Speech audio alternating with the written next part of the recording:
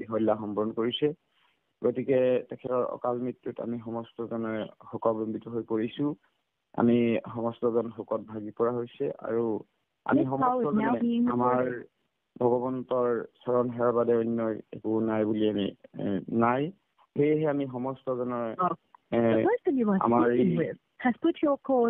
ভাৰতবৰ্ষৰ সংগীত জগতৰ জুবিন গাৰ্গৰ আত্মাৰ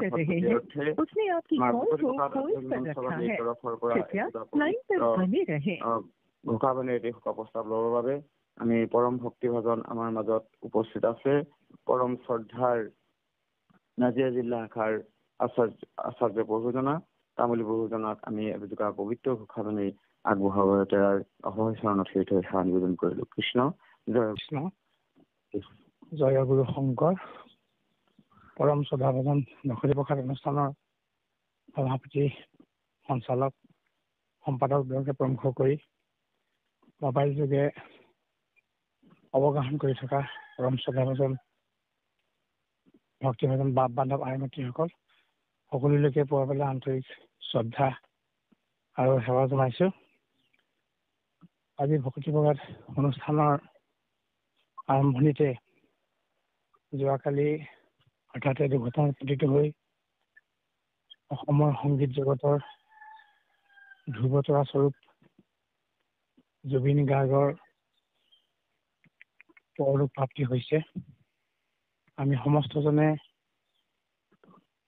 পৰলোক প্ৰাপ্তিৰ আপোনাৰ সদগতি তথা পৰিয়ালবৰ্গক সমবেদনা জ্ঞাপন কৰি সমস্তজনে ভগৱন্তৰ চৰণত এষাৰি প্ৰাৰ্থনাৰে বিদেহ আত্মাৰ সদগতিৰ প্ৰাৰ্থনা জনাবৰ বাবে সেৱা জনাইছো। কৃষ্ণ হৰি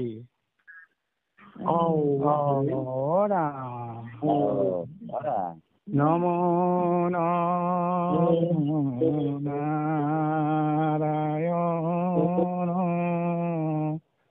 ৰখন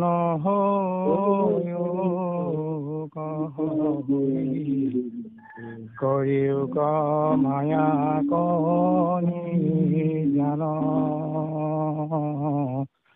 আপোনাৰ মহিমা ক আপুনি কৰি দিয়ক কৰি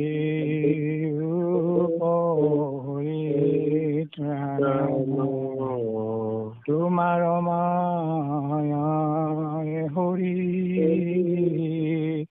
কপট হৰি মুহি আছে আমাক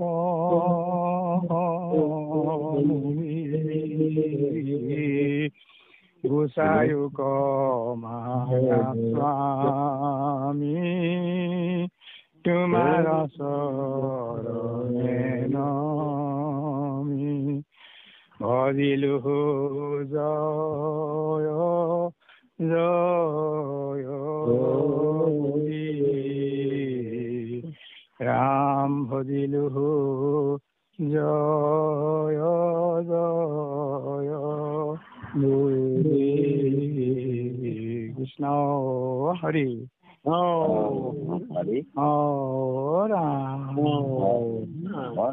কৃষ্ণ কৃষ্ণ কৃষ্ণ তামুলী বহু চৰণ আমি সেৱা ধৰিলো।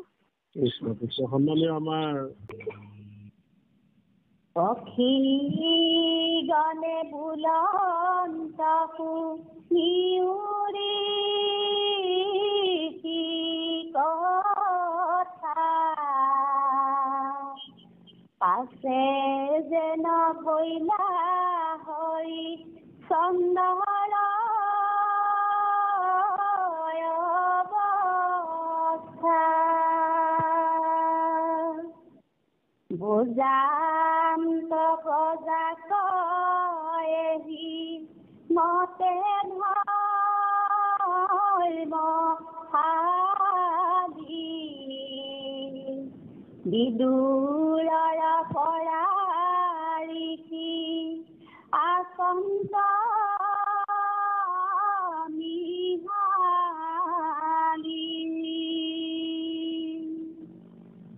নাৱন্ত মাত জুমিকাৰ হে ভৰি দেখিবা কদৰে শান্ত চাপৰি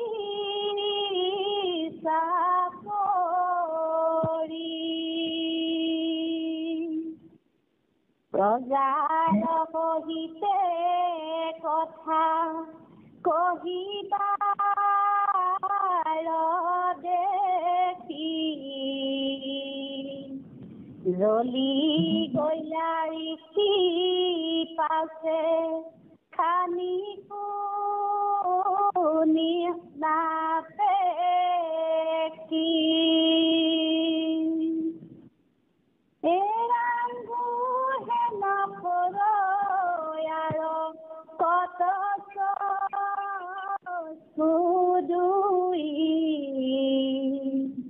তাম্পে দুই মুখে নিকাল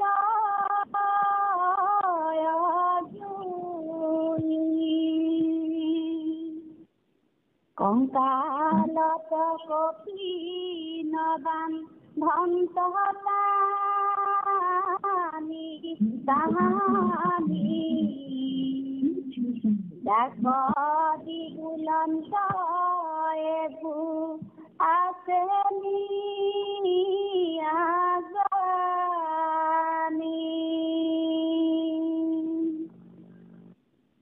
কৰ কৰি সুবান্ত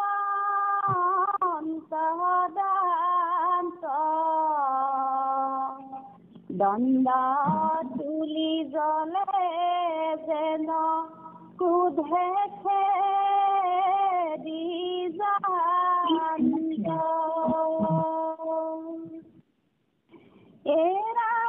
নিপতি বুলন্ত বৰ ভৈল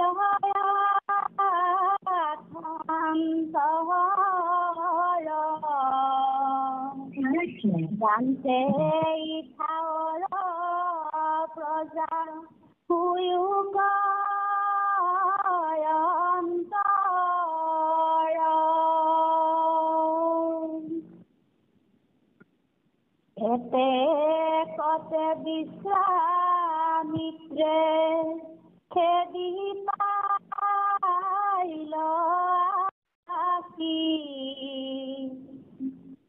বাইৰে লাগিলা সঙ্গে দণ্ড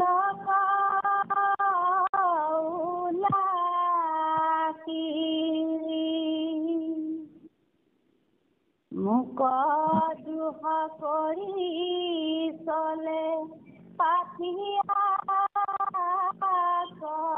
কুন্দা এহি বুলি কাহাৰো মুখত মাৰে কুন্দা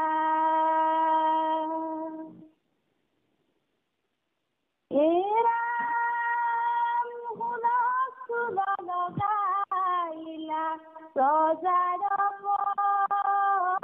পক্ষীমাগ উপৰান্ত ক্ৰোধতকু ৰন্তৰি ৰাজ খবৰ পত মাৰি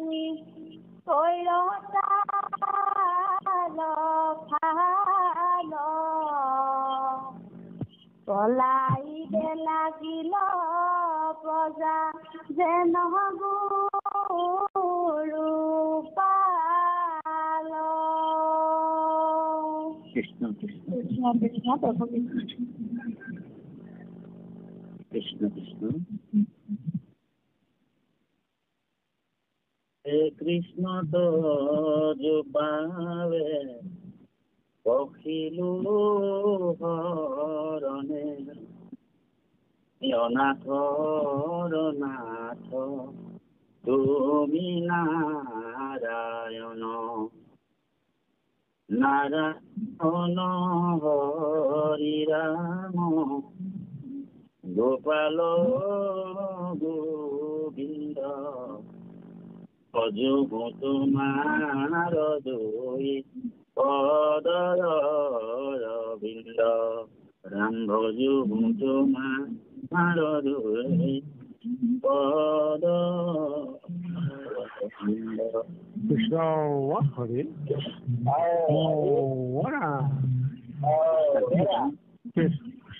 কৃষ্ণ মোৰ জন্মে জন্মান্তৰ আজি ধৰ্মভাগ বৈকুণ্ঠৰ প্ৰাতঃবেলাতে পৰম ঈশ্বৰ অনন্ত কোটি ব্ৰহ্মাণ্ডৰ পৰম অধিকাৰী অনন্ত কোটি ব্ৰহ্মাণ্ড অধ্যক্ষ পৰমাত্মা ভগৱান যোগেশ্বৰ মহেশ্বৰ ভগৱান কৃষ্ণৰ অভয় চৰণ কমলত সৰ্বপ্ৰথমে কোটিবাৰ ভক্তিপূৰ্ণ আয়োজন হৈছে। হৰি ভক্তি দান হৰি ভক্তি দাতা গুৰু ঋণ হেনয় পৰম গুৰু ঋণ যিটো মহামতী গুৰুজনে হৰি ভক্তি পন্থ উপদেশ দিয়া দুখময় সংসাৰ পাৰ কৰে হেনয় পৰম গুৰু ঋণী খুজিবা কপতি জানানিষ্ঠ অন্যত্ৰ উপায় নাই অঞ্জলিত পৰে তেনেহেন পৰম গুৰুৰ শ্ৰী চৰণত লক্ষ লক্ষ হাজাৰ বাৰ কোটিবাৰ ভক্তিপূৰ্ণ সেৱা জনা হৈছে। আৰু এই ধৰ্মভাগ পবিত্ৰ অনুষ্ঠানটিত হীৰৰ মুকুট আসনত অলংকৃত হৈ থকা আমাৰ পঞ্চশ্ৰদ্ধাৰ সভাপতি ডক্টৰ প্ৰভুক আমি ভক্তিপূৰ্ণ সেৱা জনাই মোবাইল যোগেদি সমস্ত ভকত বৈষ্ণৱ আৰু সমস্ত সাধু সন্তক আমি এখনৰ পৰাই ভক্তিপূৰ্ণ সেৱা জনোৱা হৈছে। শ্ৰীমন্ত শংকৰদেৱ সংঘৰ মূল কাণ্ডাৰী আমাৰ সম্পাদক বাপজনকো আমি ভক্তিপূৰ্ণ সেৱা জনোৱা হৈছে তথা আমাৰ পৰম শহীদ বান্ধৱ দেশৰ বৈষ্ণৱ যি এই অনুষ্ঠানৰ এজন প্ৰচাৰক আমি তেৰা সমস্ত চৰণত ভক্তিপূৰ্ণ সেৱা জনাই আপোনাৰ মহামহন্তক আজি প্ৰভু ভগৱন্তৰ গুণানুন কীৰ্তন শ্ৰৱণ দিয়া যোৰহাট জিলাৰে পৰম শ্ৰদ্ধাৰ ভক্তিমাতৃ চন্দ্ৰপ্ৰভা শইকীয়া আই প্ৰভু ভক্তিমাতৃ আইগৰাকীৰ চৰণ কমলতো আমি ভক্তিপূৰ্ণ সেৱা জনোৱা হৈছে। প্ৰভু ভগৱন্তৰ বিশেষ কৃপাৰ ফলত সন্ত ভকত বৈষ্ণৱৰ আজি সান্নিধ্য লাভ হৈছে। প্ৰভু সমস্ত আজি আপোনাৰ মহামহন্তৰ সংকল্পৰ যোগেদি মহাপুৰুষ গুৰুজনাৰ আদি কাব্য হৰিচন্দ্ৰ উপাখ্যান যি গুৰুজনাৰ মাৰ্কেন্দ্ৰ পুৰাণৰ পৰা মূল মাৰ্কেন্দ্ৰ পুৰাণৰ পৰা কাহিনী ভাগ আনি আমাৰ নিচিনা অভূত প্ৰাণী ধৰ্ম আৰু সত্যত যি নিষ্ঠাৰ প্ৰতিপন্ন কৰিবৰ কাৰণে প্ৰভু গুৰুৰূপে আহি এৰা সমস্ত এই কাব্যটো ৰচনা কৰিছিল। আৰু মহাপুৰুষৰ অনেক কাব্য আছে গতিকে তাৰ ভিতৰত এই মহান কাব্য হৰিচন্দ্ৰ উপাখ্যানে হৈছে প্ৰথম কাব্য। অসমীয়া ভাষা সাহিত্য সংস্কৃতৰ বহুমূল্য অৱদানেৰে সমৃদ্ধ হৈ যোৱা মহাপুৰুষ গুৰুজন যি অৱদানবিলাক যি সৃষ্টিবিলাক দৰাচলতে সমগ্ৰ বিশ্বৰ বা সমগ্ৰ জাতি ধৰ্মৰ কাৰণে কেৱল মাত্ৰ এটাই উদ্দেশ্য আৰু লক্ষ্য একশৰণ হৰিনাম ধৰ্ম প্ৰচাৰ কৰা। আৰু এই একশৰণ হৰিনামতো এক বেদ এক সেৱ একবিনে নাইকে এই ধৰ্ম দৰ্শনটোক তেওঁ বিভিন্ন দিশৰ পৰা বিভিন্ন হাত কৰি আনি প্ৰভু ভগৱন্তই তথা গুৰুস্বৰূপে আহি আমাৰ নিচিনা অভূত প্ৰাণীবিলাকক অজ্ঞানী প্ৰাণীবিলাকক ভগৱন্তৰ ভক্তি দান দি হৰি ভক্তি দান দি তেওঁ বৈকুণ্ঠ প্ৰয়াণ হৈছিল। যদিও গুৰুজন অজৰ অমৰ, গুৰু য'ত সাক্ষাৎ বিদ্যমান হৈ আছে। গতিকে গুৰুজনাৰ যিটো ধৰ্ম বা আচাৰ বা আদৰ্শ, এই মহান ধৰ্ম আদৰ্শবিলাক আপোনাক মহামহন্ত হৃদয়গম কৰি প্ৰত্যেকটা হৃদয়ৰ অন্তঃকৰণত পৰমাত্মা ভগৱন্তক অনুভৱ কৰাই আপোনাসৱৰ মূল লক্ষ্য উদ্দেশ্য।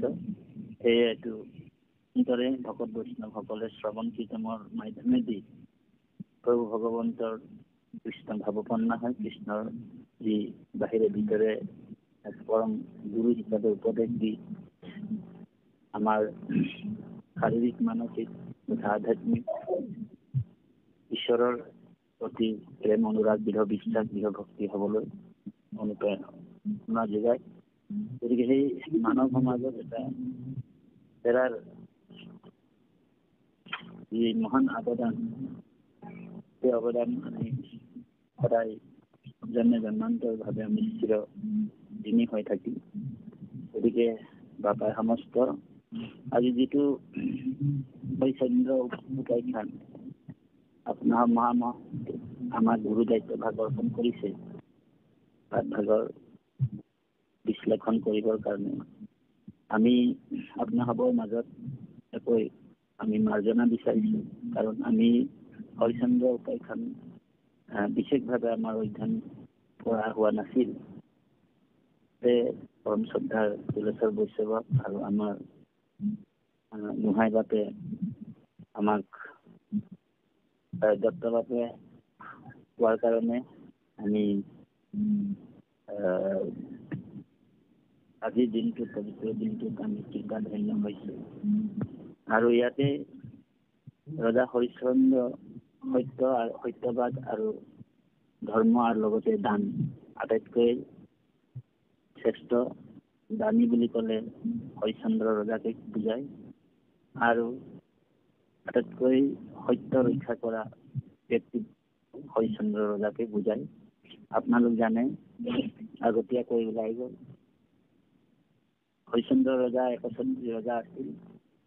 বিশ্ব ব্ৰহ্মাণ্ডখন বিশ্ব পৃথিৱীখনে তেওঁৰ কবলত আছিল। তেওঁ সুন্দৰভাৱে ৰাজ্য চলাইছিল। তেওঁ যেতিয়া ইক্ষ্বাকু বংশৰ এজন প্ৰতাপী ৰজা অযোধ্যাত তেওঁ বাস কৰিছিল। আৰু সেই হৰিশ্চন্দ্ৰ ৰজা পূৰ্বজন্মত তেওঁ পদ্ম পুৰাণত আছে, পূৰ্বজন্মত তেওঁ এজন বৈশ্য আছিল। হৰিশ্চন্দ্ৰ ৰজা এজন বৈশ্য আছিল। তেওঁ কিবা এটা কাৰণত এটা ৰাজ্যত তেওঁ বাস কৰিছিল। কিবা এটা কাৰণত তেওঁ ৰাজ্যৰ পৰা উলিয়াই দিছিল। তেওঁ আহি কাশীলৈ আহি এই কাশীৰ এটা সৰোবৰত তেওঁ পদুম ফুল চিঙি বিন্দু মাধৱক তেওঁ উপাসনা কৰাৰ পিছতে তেওঁ পূৰ্বজন্মত হৰিশ্চন্দ্ৰ ৰজা হিচাপে জন্ম হৈছিল। এই হৰিশ্চন্দ্ৰ ৰজা হিচাপে জন্ম হৈছিল। গতিকে আজি সেই হৰিশ্চন্দ্ৰ ৰজাৰ আজি ধৰ্ম পৰীক্ষা আৰু এই কাহিনীবিলাকৰ যোগেদি আমাক কৃষ্ণৰ প্ৰতি একান্ত ভক্তি, কৃষ্ণৰ ভক্তি আৰু কৃষ্ণ শৰণৰ যি সুদৃঢ় বিশ্বাস আনিবৰ কাৰণে গুৰুজনে এই চৰিত্ৰবিলাক আৰু এই কাব্য ৰচনা কৰিছিল। কৃপালু বাপাই সমস্ত ইয়াতে পদবন্ধে আমাক কৈছে যে পক্ষীগণে বুলন্ত শুনিও ঋষি কথা পাছে যেন ভৈলা হৰিশ্চন্দ্ৰৰ অৱস্থা। দুজান্ত প্ৰজাক এহিমতে ধৰ্মশালী বিজুৰৰ পৰা ঋষি আচন্ত লিখালী। তাৰমানে হৰিশ্চন্দ্ৰ ৰজা সপোনতে এদিন এজন ব্ৰাহ্মণক সকলোখিনি দান দিয়া সপোনতে তেওঁ দেখিলে। পিছদিনা ৰাতিপুৱা শুই উঠি দেখিছে যে যিজন ব্ৰাহ্মণক তেওঁ সপোনত ৰাজভাৰ মাটি বাৰী ঘৰ দুৱাৰ সকলো দান কৰিছিল, সেই ব্ৰাহ্মণজন ইতিমধ্যে ৰাতিপুৱা থিয় হয়। ৰাতিপুৱা তেতিয়া শুই উঠি তেওঁ দেখিছে এই ব্ৰাহ্মণজন কোনো নাছিল, বেলেগ কোনো নাছিল, ৰাজা ঋষি বিশ্বামিত্ৰ আছিল। এই বিশ্বামিত্ৰ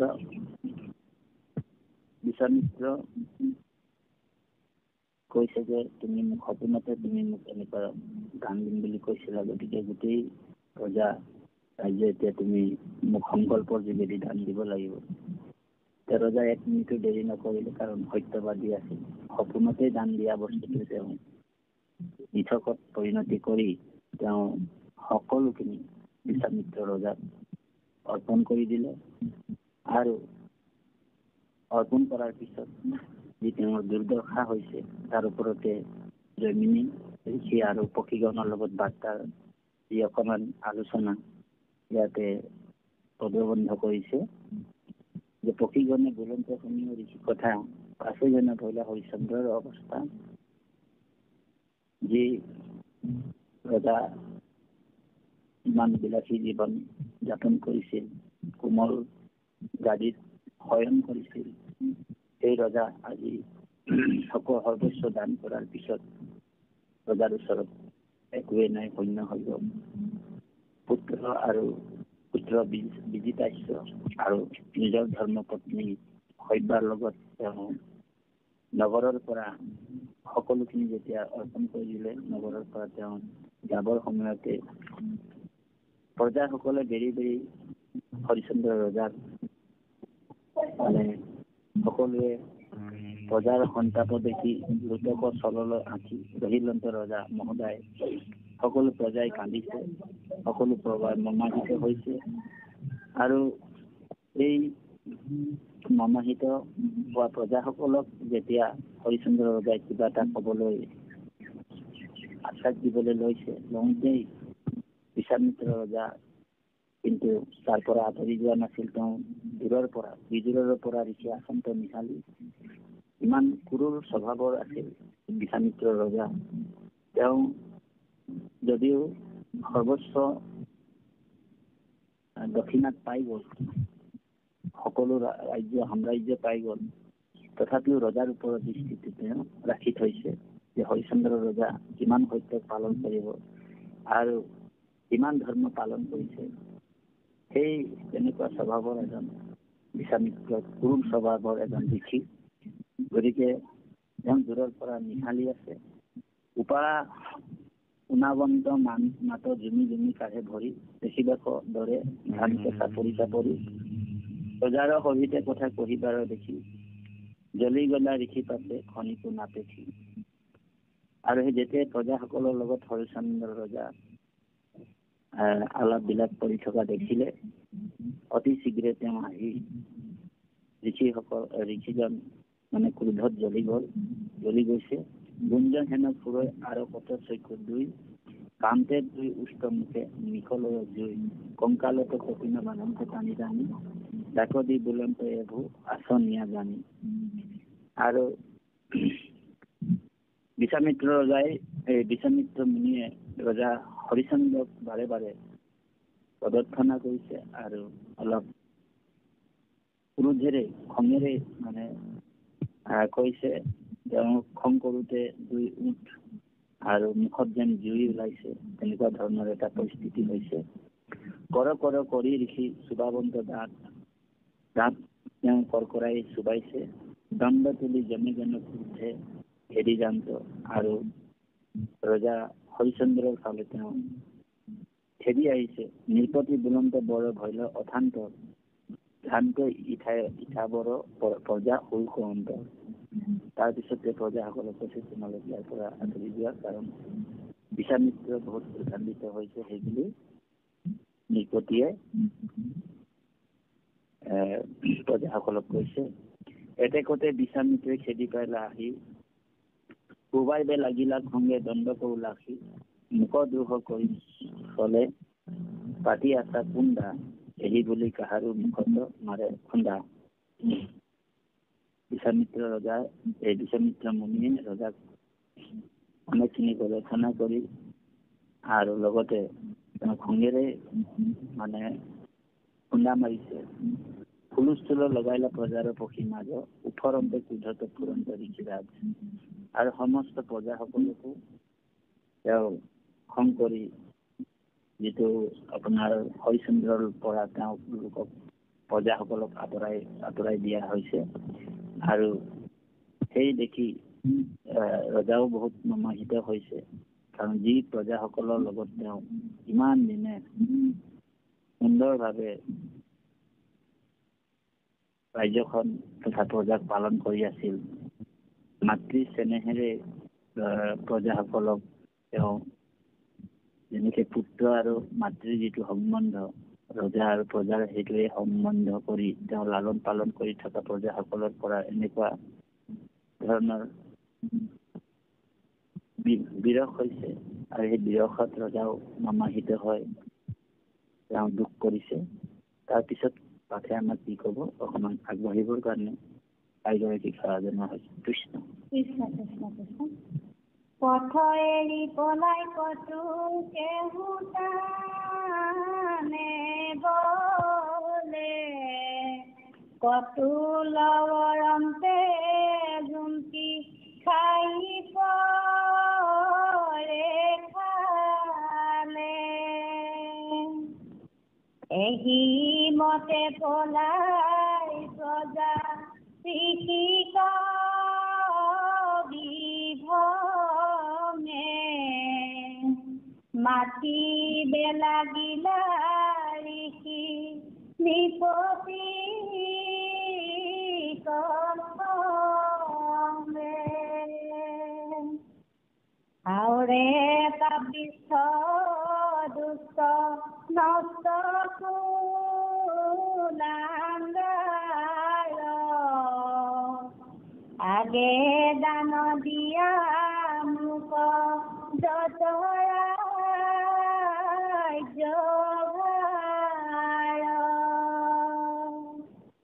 এনে কেনে তাক লাগি কৰ্ম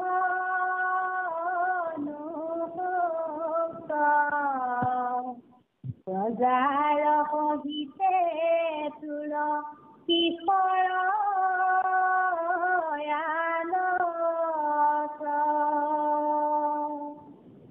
জানিলৈ তাক চাখ মোৰ ৰাজ্য কাজি বিকট ধৰ্মহীন হৰিচন্দ্ৰী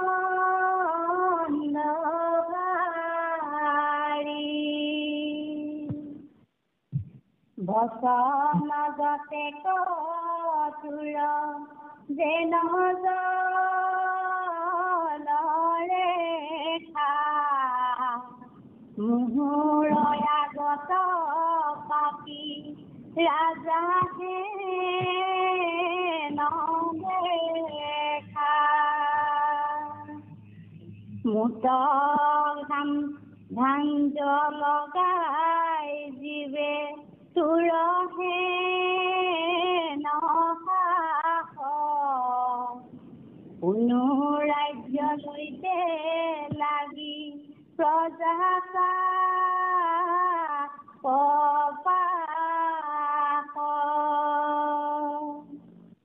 আজি কুবাই ভাঙি বুটু হাড় মুণ্ড ফুলি এহি বুলি খেদিৰি জান্ত দণ্ড তুলি হেন দেখি পিপতিকা পন্ত তৰি যাওঁ বুলি চলি জান্ত শীঘ্ৰ কৰি মহাদৈত্য ঘাত ধনিয়ালৈ জান্ত আইস বুলিয়া পাছক লাগিল শান্ত মহাশান্তি সব্যাচাৰো দেহাকু কোমল ভাগৰে পিৰিলাই আতি বহে ঘৰ মজল আউল ভৈলকে মুখ সুখাই তৰি যাইবে নোৱাৰন্ত ৰাজা লৈলান্ত আজুৰি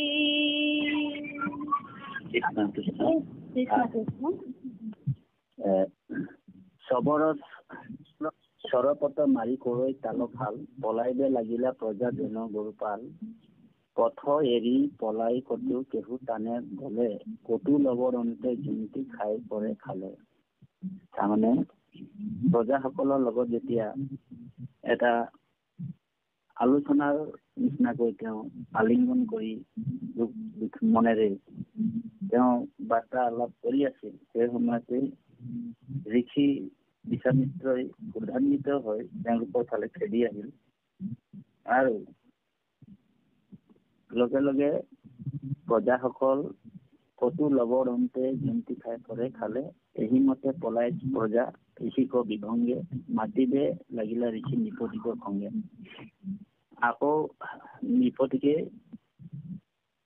আকৌ তেওঁ খং কৰি হাওৰে পাপিষ্ট দুষ্ট নষ্ট কুলাংগাৰ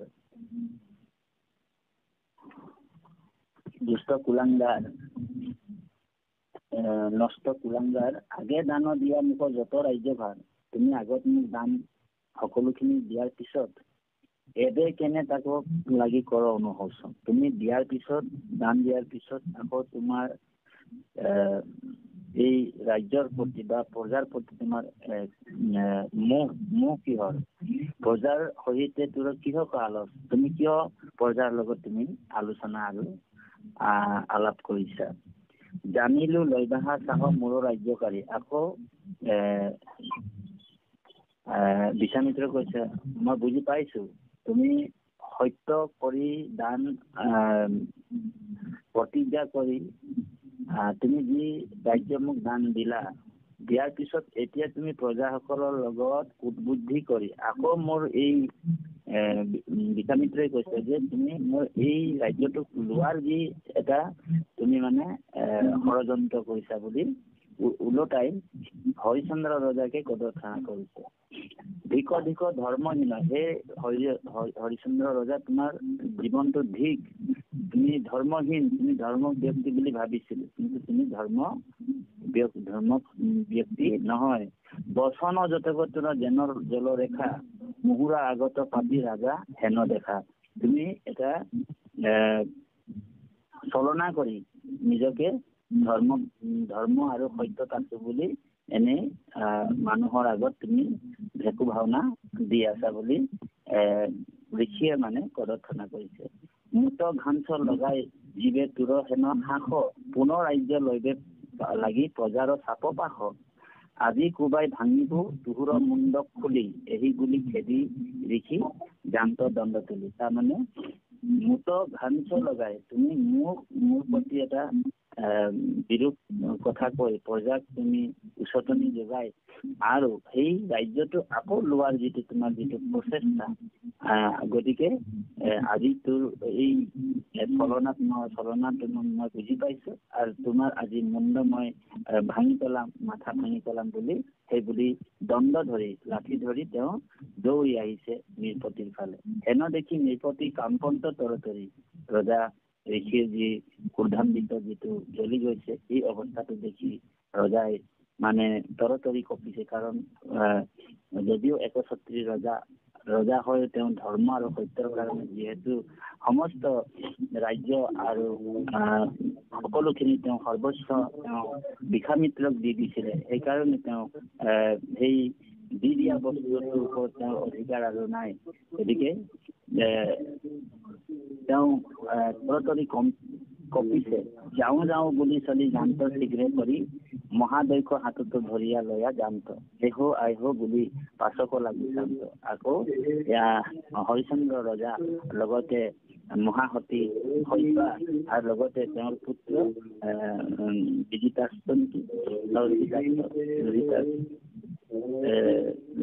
ৰোহিতাশ্ব আপোনাৰ পিছফালে পৰা তেওঁলোকক মাতিছে। তাৰপিছতে কৈছে মহাশান্তি শৈবা চাৰু দেহাৰ হুকুমত ভাগৰে ফিৰিলা অতি বহে ঘৰ্মজত সুলভ হইল কেশ মুখ শুকাই তৰে তৰে যাবে নোৱাৰন্ত ৰাজা গৈলম তাজৰি। আকৌ যিটো বেগেৰে ৰজা খোজ কাঢ়িছে এই বেগেৰে তেওঁৰ 5 বছৰীয়া শিশু আপোনাৰ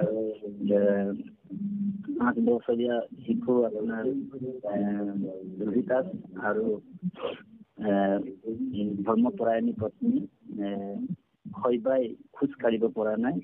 তেওঁৰ মানে চুলিবিলাক আউল জাল হৈছে আৰু মুখখন শুকাই গৈছে। তেওঁ যিহেতু এজন সত্য ৰজা হৰিশ্চন্দ্ৰ আৰু সেই সত্য ৰজা হৰিশ্চন্দ্ৰ যেতিয়া সৰ্বস্ব অৰ্পণ কৰিলে মাত্ৰ 5 বছৰৰ শিশুটো আৰু একেবাৰে ধৰ্মপৰায়ণী পত্নী শৈবাৰ লগত সেই ৰাজ্যটো তেওঁ ত্যাগ কৰিবলৈ গৈ থাকোঁতে এনেকুৱা এটা অৱস্থা হৈছে। গতিকে প্ৰভু সমস্ত ইয়াত মানে নাৰী চৰিত্ৰৰ ওপৰতে গুৰুজনে বৰ সুন্দৰভাৱে এটা অন্তম সৃষ্টি কৰিছে। যিহেতু ভাৰতৰ যিটো নাৰী আদৰ্শ এইটো এটা বৰ সুন্দৰ এটা ফুটি উঠিছে। যিহেতু স্বামীক মানে সুখে দুখে স্বামীক মানে এৰা নাই। প্ৰত্যেকটা অনুকূল প্ৰতিকূল অৱস্থাটো নাৰী শৈবাই হৰিশ্চন্দ্ৰ ৰজাৰ চৰণ আৰু হৰিশ্চন্দ্ৰ ৰজাৰ যি মানে ধৰ্মৰ লগত তেওঁ সম্পূৰ্ণভাৱে তেওঁ এক হৈ মহান যিটো অনুভৱ আৰু ত্যাগ, নাৰীৰ যিটো ত্যাগ, কাৰণ তেওঁ এই মহাৰাণী হৈও তেওঁ দাসীৰ নিচিনাকৈ তেওঁ ওলাই গৈছে। আৰু এই স্বামী ভক্তিৰ যিটো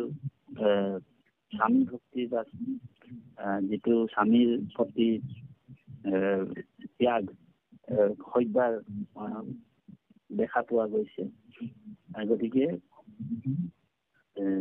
আমাৰ গুৰুজনাই এই ভাৰতবৰ্ষৰ যি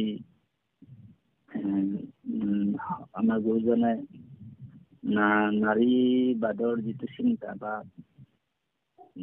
এইবিলাক বৰ সুন্দৰভাৱে কলমত আনিছে, কেইবাটাও কাব্যত তেওঁ প্ৰকাশ কৰিছে।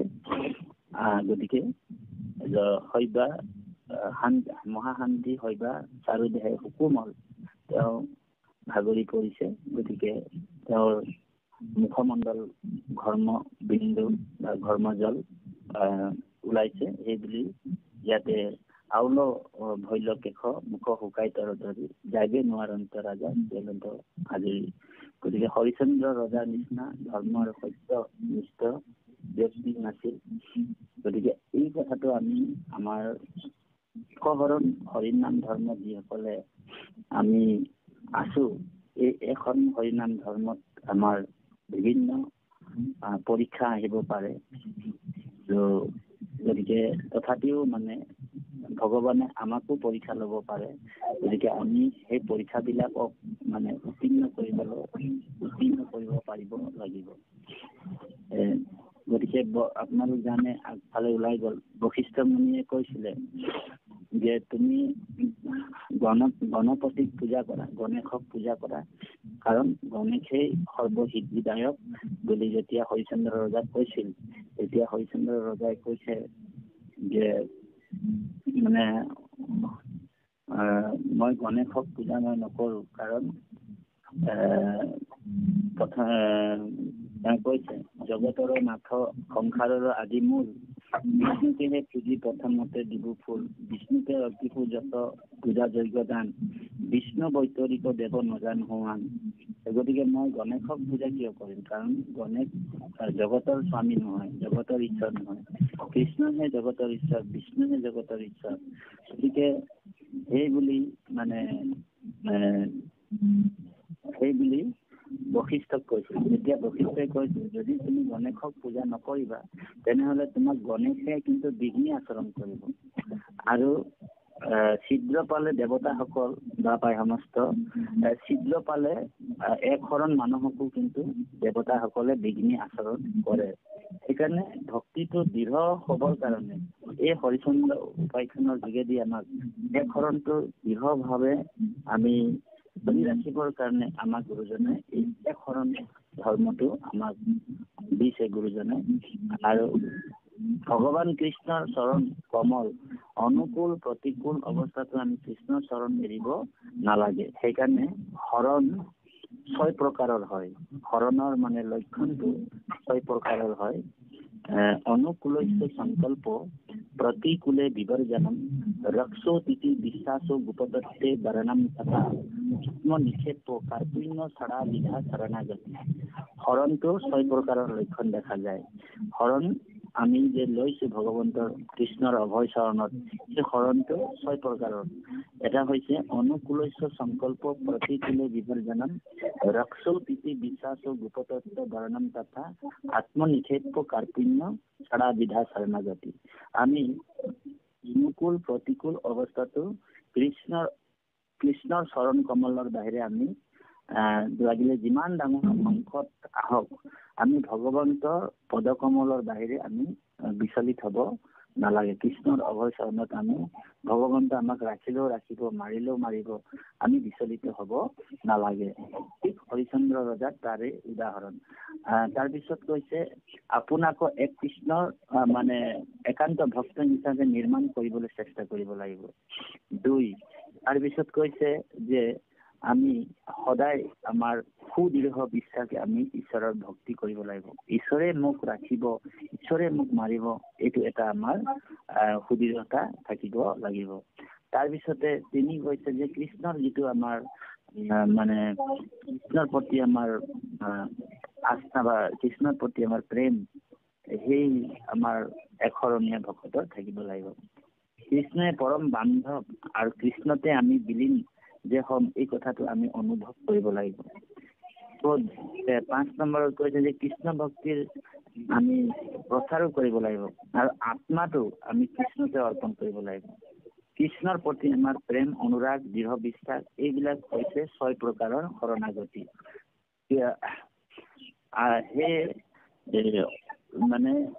আমি ভগৱানেও কৈছে যে মন্মনা ভৱ মদভক্ত মদৰাজি মাম নমস্কুৰি মামে বসাইছি চৈতন্যতে প্ৰতিজনী প্ৰিয় সচিমে।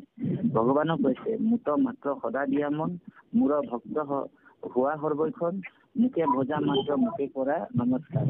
কহিলো তোমাত সত্যবাণী, পাইবা তুমি মুখ মহামানী, যিহেতু সুহৃদ পৰম সখী আমাৰ। গতিকে আমাৰ এই সুদৃঢ় বিশ্বাসটো যেতিয়া ভগৱন্তৰ প্ৰতি আহিব, সেই ভকতজনে বিঘ্নিকো ভয় নকৰে। গতিকে আমাক বিঘ্নিকো ভয় কৰিব হোৱা নাই। বিঘ্নিৰ মুণ্ডত ভৰি দিয়া হৰিগুণ গায়া নাচে। আৰু এনেকুৱা পৰীক্ষা, হৰিচন্দ্ৰ ৰজাৰ নিচিনা পৰীক্ষা আপোনাৰ আমাৰ সকলোৰে হ'ব পাৰে। গতিকে যিজন একনিষ্ঠ সেৱক হয়, যিজন কৃষ্ণতে সমস্তখিনি অৰ্পণ কৰে, তেওঁ কিন্তু নিজৰ সত্য আৰু নিজৰ ধৰ্মটো ধৰ্ম ত্যাগ নকৰে। গতিকে বাবাই সমস্ত হৰিচন্দ্ৰ ৰজাৰ সময়ৰ প্ৰতি লক্ষ্য ৰাখি আমি বহুত চমুকৈ কথাবিলাক ক'ব লাগিব। ধৰ্মটো 10টা লক্ষণ আছে বুলি কৈছে। এক হৈছে ধৃতি, ক্ষমা, দম, অস্তয়ম, শৌচামি, ইন্দ্ৰিয় নিগ্ৰহ, ধী বিদ্যা, সত্যম, অক্ৰোধ, দশকম ধৰ্ম লক্ষণম।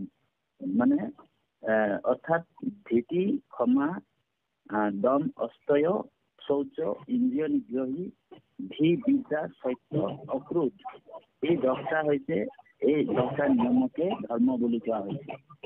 আৰু ধৃতি শব্দৰ অৰ্থটোৱে হৈছে ধৈৰ্য। গতিকে হৰিচন্দ্ৰ ৰজা আৰু শৈবাৰ যিটো ধৈৰ্য, তেওঁলোকে প্ৰত্যেকটা মুহূৰ্ততে তেওঁলোকে ধৰ্মটো ত্যাগ কৰা নাছিল, সত্যটো ত্যাগ কৰা নাছিল।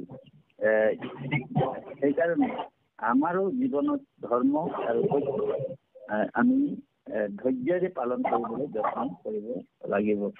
আমাৰ ভীতি মানে ধৈৰ্য, অৰ্থাৎ নানা বিপদ সংকটত বিচলিত নহয়, বুদ্ধি স্থিৰ কৰি কৰ্তব্য কাম কৰি যাব পৰাটো ক্ষমতাটো আমাৰ থাকিব লাগিব। তাৰপিছতে ক্ষমাটো অন্য লোকৰ প্ৰতি অপকাৰ কৰিলেও প্ৰতিশোধ লোৱা যিটো আমাৰ প্ৰতিশোধ লোৱাটো আমাৰ মানে ভকতৰ কাৰণে আমাৰ প্ৰতিশোধ যে আমি মোক কোনোবা বেয়াকে ক'লে কিবা হেৰিকে ক'লে আৰু ওলটাই ভাজাৰ প্ৰতিশোধ ল'ব নালাগে। এই লক্ষণটোৱে হৰিশ্চন্দ্ৰ ৰজা দেখা পোৱা গৈছে। কৃষ্ণ কিবা এটা মিউট হৈ আছে বাপ নহয়, কোনোবা মিউট কৰি ল'লে মিউটটো বন্ধ কৰকচোন। ধৰব মিউট খোল খাই গ'ল দেই। কৃষ্ণ কৃষ্ণ সকলোৱে লক্ষ্য কৰকচোন, আপোনালোকৰ কামত মিউট খোল খাই আছে। ঈশ্বৰ কৃষ্ণ কৃষ্ণ আমি সেৱা দিছোঁ দেই। বৰ্ডলৈ বাপ কৃষ্ণ, বৰ্ডলৈ বাপ আপোনাৰ মিউট খোল খাই আছে। আপুনি মিউট কৰি লওক, আপোনাৰ মিউট খোল খাই আছে। বৰ্ডলৈ বাপ কৃষ্ণ সেৱা দিছে দেই। মাধৱ কৃষ্ণ হয় কিবা ল'ব লাগিব কৃষ্ণ। গতিকে প্ৰত্যেকটা মুহূৰ্ততে আমাৰ এই 10টা লক্ষণ, ধৰ্মৰ যিটো 10টা লক্ষণ, প্ৰীতি, ক্ষমা, দম, স্বয়ং, গৌতমী, ইন্দ্ৰিয় নিগ্ৰহ, হৰিবিদ্যা, সত্যম, অক্ৰোধ, এই 10টা লক্ষণ আমাৰ ভকতৰ যদিও 10টা লক্ষণ আমি পালন কৰিব নোৱাৰিলেও প্ৰায় আমি 2টা লক্ষণ বা এটা লক্ষণ যদিও আমি পালন কৰিব পাৰোঁ, যেনেকে ধৃতি মানে ধৈৰ্য। সেই ধৈৰ্যটো আমাৰ যদি থাকে, আমাৰ অনেকখিনি কঠিন পৰিস্থিতিটো আমি ঈশ্বৰৰ ভক্তিটো আমাৰ ঈশ্বৰৰ ভক্তিৰ পৰা আমি বিচলিত নহওঁ। সেইকাৰণে ইন্দ্ৰিয় নিগ্ৰহ বুলি কৈছে, আমি সংযম হ'ব লাগিব। তাৰপিছত অস্থিৰ মানে আনৰ দ্ৰব্যৰ ওপৰত আমাৰ চকু থাকিব নালাগিব। আনে 10 মহল বিল্ডিং বনাইছে, 2 মহল বিল্ডিং বনাইছে, আমাৰ তাত কোনো কথা নাই। ভগৱানে আমাকো 2খন হাত আৰু 2খন ভৰি দিছে, আমিও চেষ্টা কৰিব লাগিব। মানে এইটোৱে হৈছে অস্থিৰ। তাৰপিছতে এই 10টা লক্ষণ, তাৰ ভিতৰতে শৌচটো আছে। শৰীৰ সূচী ৰখাৰ উপায়, এতিয়া বাহিৰ আৰু ভিতৰ 2টা শৌচ আমাৰ হ'ব লাগিব। মানে সূচীটো আমাৰ এনেকুৱা হ'ব লাগিব, ধৰি লওক আমি বাহিৰ ভিতৰ 2টা মানে পবিত্ৰতা আমাৰ ৰাখিব লাগিব। যেনেকে হাত ভৰি আদি অংগ প্ৰত্যংগ আমি যদি অসুচি হওঁ, কিবা এটা মৰা শৌচ হ'লেও বা বিশ্ৰাম মূত্ৰ কৰি আহিলেও আমি মাটি পানী খাই ইত্যাদিৰে আমি ধুনীয়াকৈ ধুই পৰিষ্কাৰ কৰি শৌচ হ'ব লাগিব। এইটো হৈছে বাহ্যিক শৌচ। আৰু অন্তৰৰ শৌচটো হৈছে আন্তৰিক শৌচটো হৈছে আমাৰ যিবিলাক হৃদয়ত থকা কপট ভাৱবিলাক, অসূয়া, ঈৰ্ষা, এইবিলাক আমাৰ মানে ঈৰ্ষা, অসূয়া, এইবিলাক আমাৰ ত্যাগ কৰিব লাগিব। এইটো হৈছে মানে অভ্যন্তৰিক মানে শৌচ, অন্তৰৰ শৌচ। গতিকে পৰমেশ্বৰ আৰু ভগৱন্তৰ নাম আমি হৃদয়ত আমি যেতিয়া শুদ্ধভাৱে যেতিয়া লওঁ, তেতিয়া আমাৰ অন্তৰৰ যিটো শৌচ মানে অন্তৰৰ শৌচ আমাৰ পবিত্ৰতা হ'ব হৃদয় বা। গতিকে তাৰপিছতে আমাৰ ইন্দ্ৰিয়বিলাক আমাৰ দমন হ'ব লাগিব। ইন্দ্ৰিয় অকমানতে কিছুমানৰ বহুত খং উঠি যায়। তাৰপিছতে অকমানতে মানে পুত্ৰ পৰিবাৰক অকমান টানকে কোৱা হয়, বা কাৰোবাক আমি ভকতকো কেতিয়াবা কঠিন শব্দৰে আমি প্ৰয়োগ কৰোঁ। বাক্যত আমাৰ সংযম হ'ব লাগিব, মনটো আমাৰ সংযমী হ'ব লাগিব। লাহে লাহে আমি সেই সংযমীবিলাক আনিবলৈ যত্ন কৰিব লাগিব। গতিকে এনেকুৱা 10টা লক্ষণ যাৰ গাত মানে আৰু একেবাৰে অক্ৰোধ হ'ব লাগিব। যেনেকে বিশ্বামিত্ৰক ইমান কদৰ্থনা, ইমান উপলম্ভা, ইমান তিৰস্কাৰ কৰাৰ পিছতো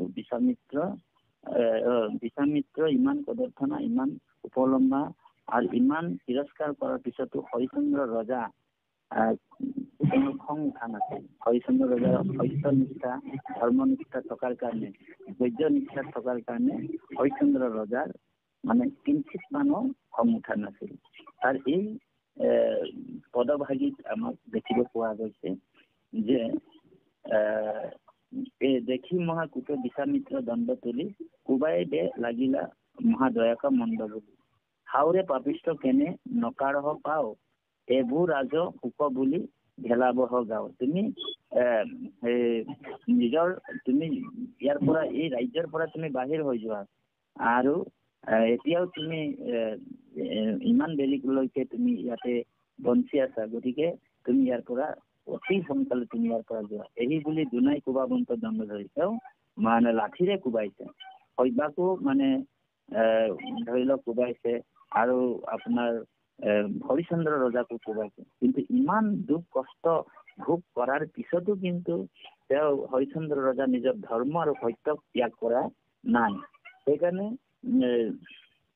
বৰ সুন্দৰ ধৰ্ম সম্পৰ্কে ধৰ্মটো পালন কৰাটো আমি এনেই মানে ধৰ্মটো পালন কৰাটো আমি সকলোৱে সহজ বুলি ভাবো, কিন্তু আচলতে ধৰ্মটো পালন কৰাটো সহজ কথা নহয়। কাৰণ ধৰ্মৰ অনেক পৰীক্ষা হয়, যেনেকে দ্ৰৌপদীৰ ক্ষেত্ৰত ধৰ্মৰ পৰীক্ষা হৈছিল। আপোনালোক জানে দ্ৰৌপদীৰ ক্ষেত্ৰত 5টা সন্তানৰ ডিঙিটো কাটি লৈ যোৱাৰ পিছতো দ্ৰৌপদীয়ে কিন্তু নিজৰ ধৰ্ম ত্যাগ কৰা নাছিল। তেওঁ কি কৰিলে, যেতিয়া অশ্বত্থামাক বান্ধি কৰি আনিলে,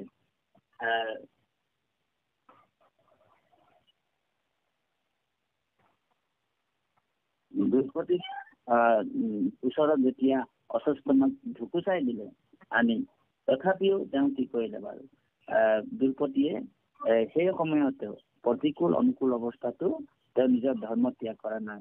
তেওঁ অশ্বত্থামাৰ চৰণ চুই কিনি সেৱা কৰিছে। এতিয়া সেই কথাটোৱে আমি বুজিব লাগিব যে আজি ধৰি লওক কোনোবাই আমাৰ যদি জীৱনত তেনেকুৱা এটা ঘটনা হয়, আপোনাৰ 5টা সন্তান লাগিলে কিয়ে হওক, কোনোবা আমাৰ ল'ৰাটোক যদি একশৰ মাৰিও দিয়ে, তেতিয়া উল্টাই আমি তেওঁক আৰু প্ৰতিশোধ ল'বলৈ যাওঁ, হয়নে বাৰু? কিন্তু 5টা সন্তানক মাৰি দিয়া আততায়ীজনৰো চৰণ কমল চুই সেৱা কৰিছে, তথাপিও তেওঁ ধৰ্ম ত্যাগ কৰা নাই। গতিকে সেই তেনেকুৱা এটা পৰিস্থিতি ৰজা হৰিশ্চন্দ্ৰ আছে।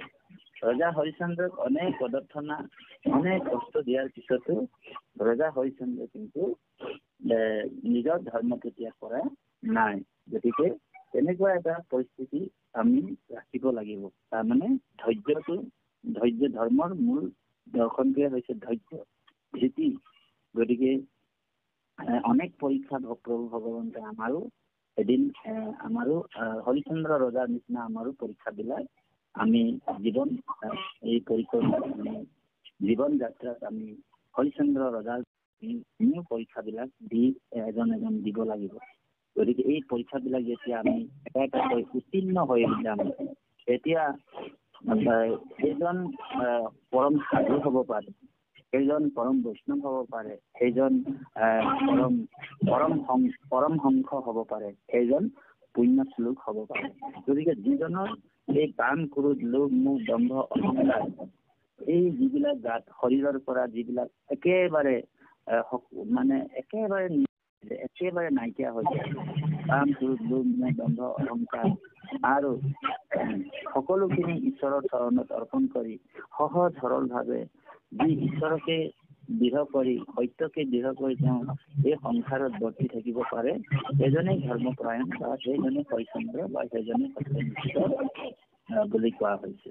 তাৰপিছত অকণমান পাঠভাগী আগবাঢ়িব সাহিত্য বিচাৰা জনালো। কৃষ্ণ কৃপাল হয়, আমাৰ আই মাতৃ মায়ানৱ কৃষ্ণ হয়, অকণমান আগবাঢ়িব লাগিছিল। তথাপিতো আমাৰ আকৌ মিটিং এখনো আছে, সেইকাৰণে আজি ইমানতে আমি আপোনাক দুখাইবলৈ সেৱা দি যায়। কৃষ্ণ দেখি মহাসুখে মিত্ৰ দণ্ড তুলি কোবাই দে লাগিল দায়িক মন্দ বুলি আউৰে পাপী কেনে নাকাব পাৱ এইবোৰ ৰাজ দুখ বুলি ঘেলা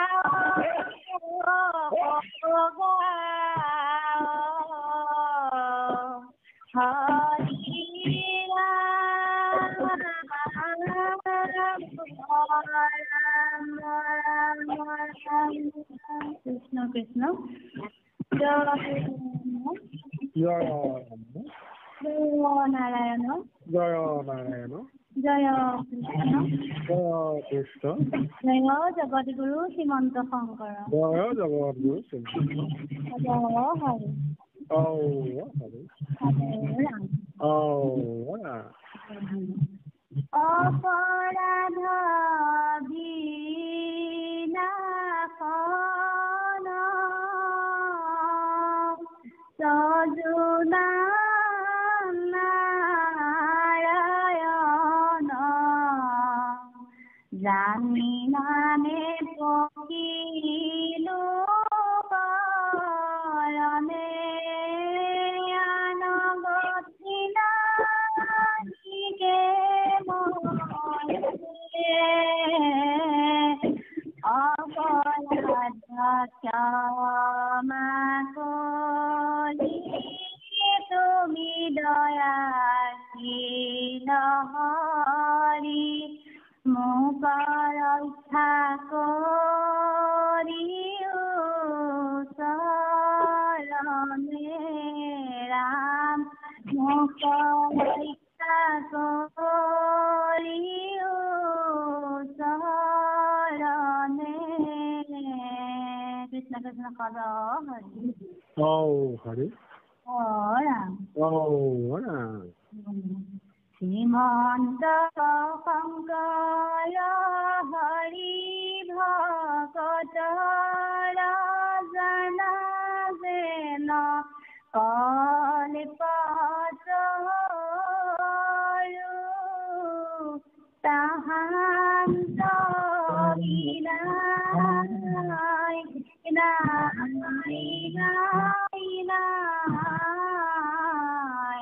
আমাৰ পৰম গুৰু ৰাম তাহান্ত বিনাই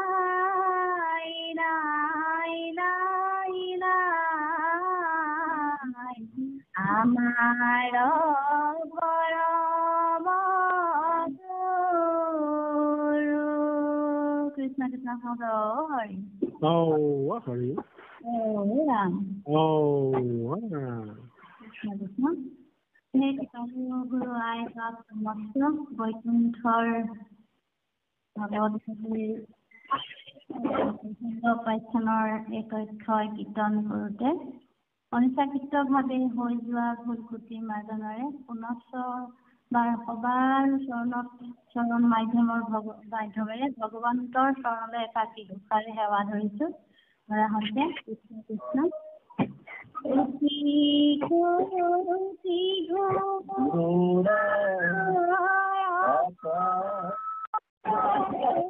ধনী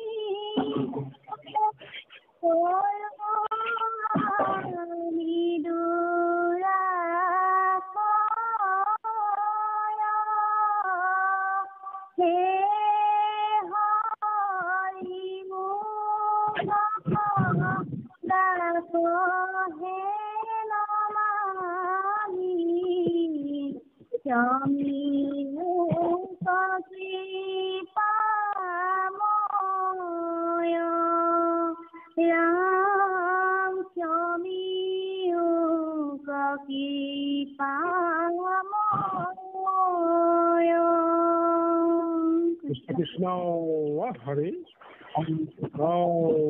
ৰাম ৰাম যিজনে কান্ত চিতে মাধৱক ভজিনীতে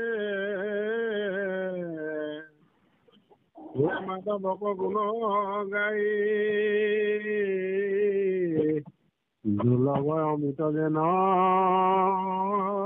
যিজনে কৰিলে পান মধুৰতি বাকো আৰু নাই মধুৰতি বাকো আৰু নাই মূৰ্তি ধৰি মহিমা কীৰ্তন কণা নিয়লি ঘূৰি দিয়া হৰি চৰিত আমি হৰিৰ নিকট পাৰে হুৱে কীৰ্তন নৱগুণ কীৰ্তন কৰিলে হৰি কপায় হুকে মায়া কটৰীয়া হৰি কপায় হুকে মায়া সমনীয় গুৰুদেৱ ভক্তিত গদ্য কিতালো দুহাত জিলা শাখাৰে চন্দ্ৰপ্ৰভা শইকীয়া এগৰাকী আজি পুৱা বেলাতে মহান শাস্ত্ৰভাগ পাঠ কৰি সমস্ত জন কৃপালু বাদ নৰাই মাতি আছে পুৱা বেলাতে সমস্ত জনে চবনে আনন্দ দিলে আমিও ধন্য হৈছো মাতি আপুনি ধন্য হৈছে আপুনি এইদৰে গুৰু ধৰ্মৰ প্ৰচাৰ প্ৰসাৰ আৰু অধিক সাফল্য লাভ কৰিবলৈ পৰমপুৰুষ পৰমেশ্বৰে আপোনাৰ সুস্বাস্থ্য দিয়ক ইমান মধুৰ কণ্ঠে আপুনি সমস্ত জনকে কৃপা কৰি আজি এই অনুষ্ঠানভাগ আগবঢ়াই লৈ গ'ল আপোনাৰ গৃহস্থী পৰিয়ালটোকো যাতে প্ৰভুৱে খুব সুন্দৰভাৱে পৰিচালনা কৰি